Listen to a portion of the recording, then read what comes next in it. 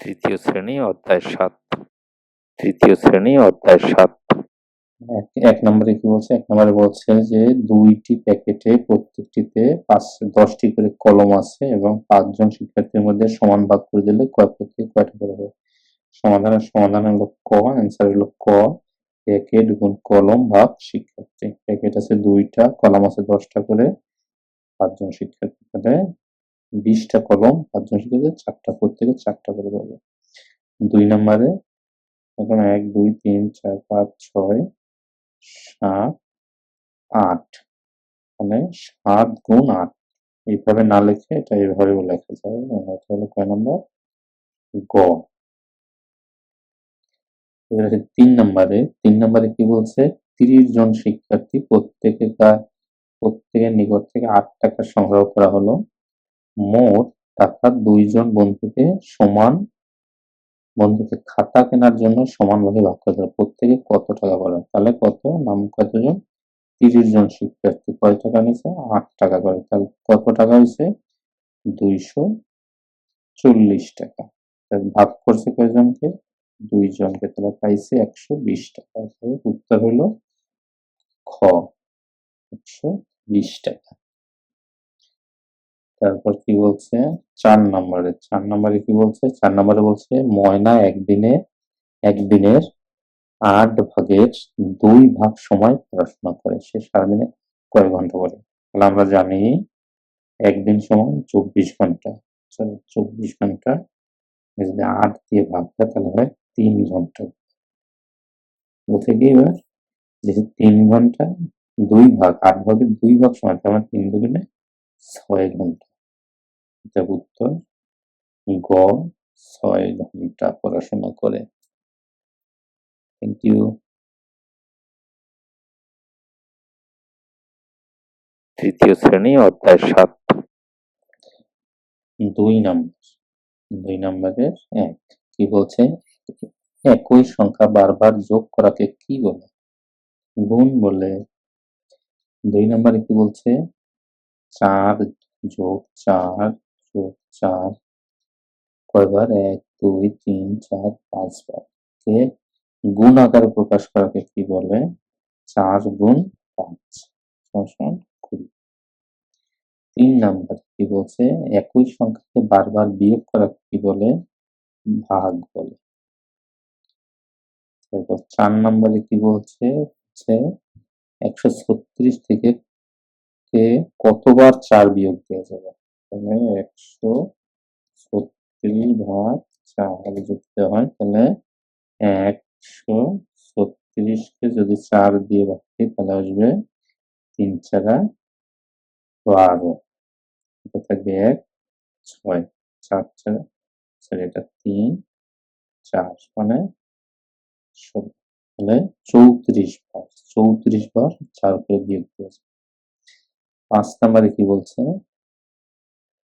আমাদের ৭ কে ২৫ বার যোগ করাকে ৭ কে ২৫ বার যোগ করাকে অনুরূপভাবে ৭ গুণ ২৫ লেখা যায়। ৬ নম্বরে কি বলছে? ৩ বার ১৮ যোগ করাকে বিকল্প রূপে কি বলা যায়? ৩ গুণ ১৮ বলা যায়। ৩ গুণ ১৮ বলা যায়। Thank you. তৃতীয় শ্রেণী অধ্যায় ৭। বলছে কি ৪ নম্বরে কি বলছে যে ১২ জন বন্ধু প্রত্যেকে কত টাকা করে দিলে ২২ টাকা দামের ১৮টি খাতা কিনতে পারবে? তাহলে কত টাকা দামের? ২২ টাকা দামের কত টাকা? ১৮ টাকা। মোট টাকা হবে ৩৯৬ টাকা। প্রত্যেকে দিতে হবে কত টাকা? ১২ ভাগ ৩৯৬ ৩৩ টাকা। উত্তর ৩৩ টাকা।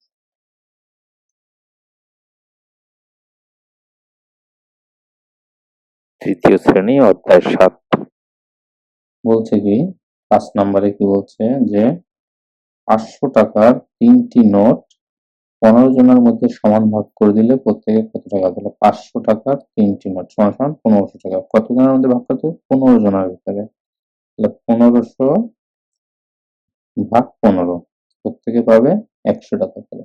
অতএব প্রত্যেকে 100 টাকা করে পাবে। তৃতীয় শ্রেণী অধ্যায় 7। 6 নম্বরে কি বলছে? 6 নম্বরে বলছে 63 জন বন্ধু প্রত্যেকে 50 টাকা করে চাঁদা তুলে 9টি অসহায় পরিবারের মধ্যে বিতরণ করলো। প্রত্যেক পরিবার কত টাকা পাবে?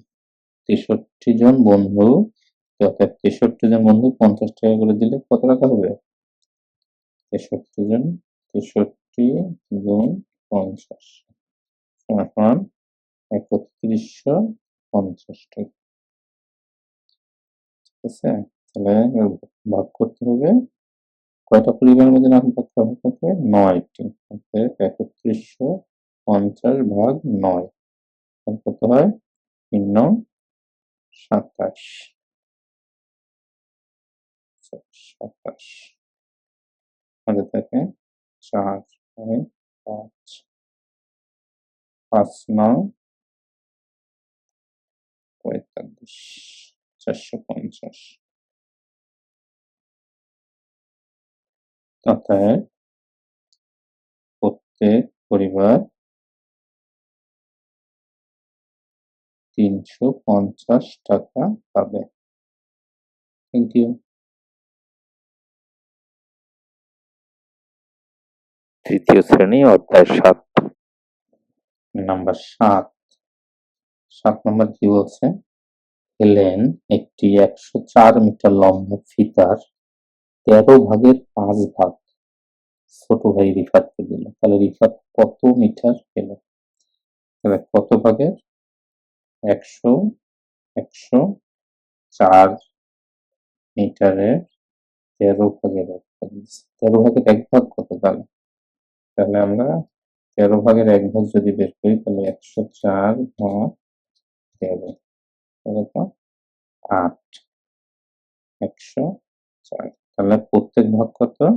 অতএব প্রতি ভাগ সমান 8 মিটার। কত ভাগ দিয়েছে? 13 ভাগের 5 ভাগ। অতএব 5 ভাগ সমান 8 গুণ 5, 5 হলো 40 মিটার। উত্তর রিফাত 40 মিটার পেল।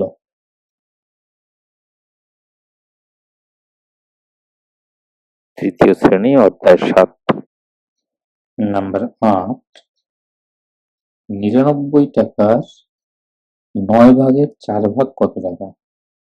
99 কে যদি 99 ভাগের 9 ভাগের 4 ভাগ, 99 এর 1 ভাগ কত টাকা? 99 টাকার 1 ভাগ হলো 9 দিয়ে যদি আমরা ভাগ দেই তাহলে আসবে 11 টাকা। 11 99।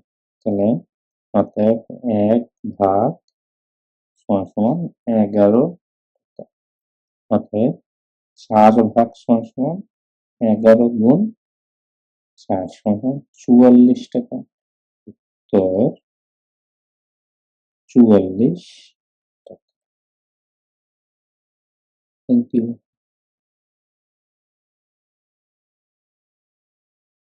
তৃতীয় শ্রেণী অধ্যায় 7। নাম্বার 9, সালমা 112 কিলোমিটার পথের 14 ভাগের 13 ভাগ বাসে যায় এবং বাকি পথ হেঁটে যায়। সে কত পথ বাসে যায়? তাহলে মোট পথ সমান 112 কিলোমিটার। 14 ভাগের কত হয়? 14 ভাগের 1 ভাগ কত? অতএব 1 ভাগ সমান 112 ভাগ 14।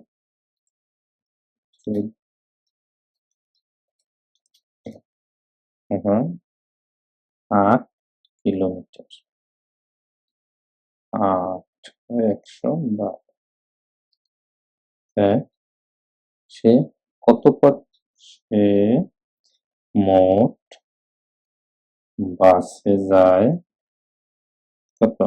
8 গুণ 13 ভাগ যায় 13 সমান গুণ 104 কিলোমিটার। তাই সে